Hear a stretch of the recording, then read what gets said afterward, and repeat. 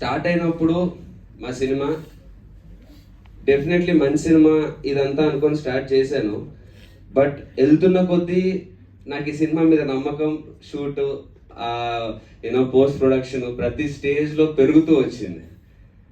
అంత నమ్మకం పెట్టుకున్నది డెఫినెట్లీ తప్పు చేయదు అని నేను మాత్రం 100% బిలీవ్ చేశాను. So irrespective of hype, irrespective of competition, irrespective of results, election results, అన్ని అడ్డంకులు దాటుకొని నిలబడి కొట్టాము. సో